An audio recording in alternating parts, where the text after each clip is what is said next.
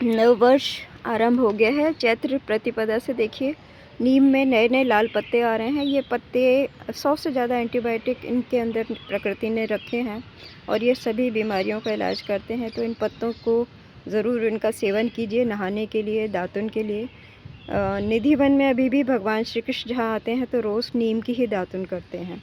तो toothpaste, toothbrush से बाहर निकलिए और नीम के दातुन, अमरूद के पत्ते, जितने प्राकृतिक चीज़ें हैं दांत साफ़ करने के लिए, अखरोट की छाल आती है, इन सब चीज़ों से अपने मसूड़े और दांतों को सुरक्षित कीजिए।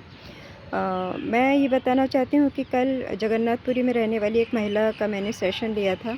उनके पिताजी का निधन कुछ समय पहले बीमारियों से हुआ था और पति का जॉब चला गया है, तो वो काफ़ी डिफ़िकल्ट सिचुएशन से गुज़र रही हैं और हनुमान जी में उनकी आस्था है, तो हनुमान जी का ध्यान करके हमने सेशन आरंभ किया था। सेशन में ही जैसे हमने शुरू किया तो उनके पिताजी की आत्मा ने वाइट लाइट में उनको दर्शन दिया, उनको ब्लेस किया और उनको कहा कि धैर्य के साथ अपने जीवन की परिस्थितियों को सुधारने की वो कोशिश करें।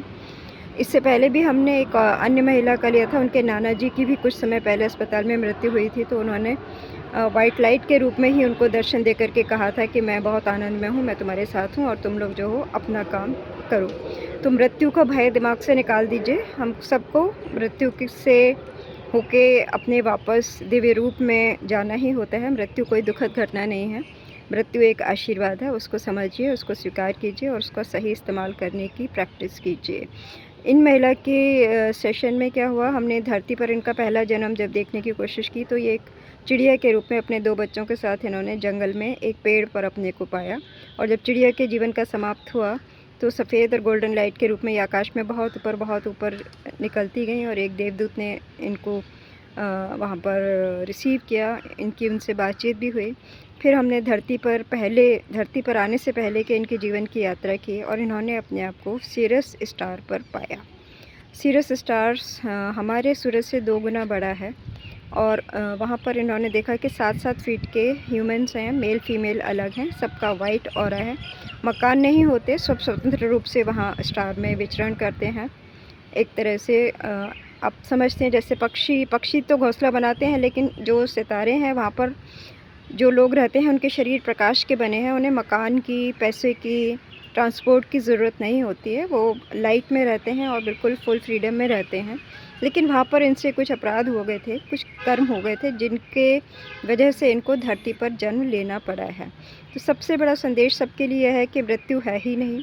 हम सभी एक स्थान से दूसरे स्थान में, एक ग्रह से दूसरे स्थान में अपनी एनर्जी, अपनी फ्रीक्वेंसी के हिसाब से हमारा मूवमेंट होता है। तो धरती पर रहते हुए मनुष्य के शरीर को मैं SLV कहती हूँ, सोल लॉन्चिंग व्हीकल है ह्यूमन बॉडी। इसमें रहकर आप सेवा कर सकते हैं, जप कर सकते हैं, ध्यान कर सकते हैं और अपनी फ्रीक्वेंसी को चेंज कर सकते हैं। मूलाधार चक्र से 5 तत्वों की यात्रा करते हुए स्वाधिष्ठान चक्र, मणिपुर चक्र, अनाहत चक्र, आज्ञा चक्र, विशुद्ध चक्र और ऊपर हमारे त्रिदेवों का स्थान, मस्तक में ही सब कुछ होता है। ब्रह्मा विष्णु महेश का स्थान है, श्री क्षेत्र है जगत जननी का और सबसे ऊपर गोलोक धाम है, सुदर्शन क्षेत्र है। तो मनुष्य के शरीर में रहकर केवल सांसों पर ध्यान देकर मंत्रों के सहारे हम लोग अपनी चेतना को इतना विकसित कर सकते हैं कि हमारे लिए जीवन और मृत्यु दोनों एक खेल बन जाएं, दोनों उत्सव बन जाएं।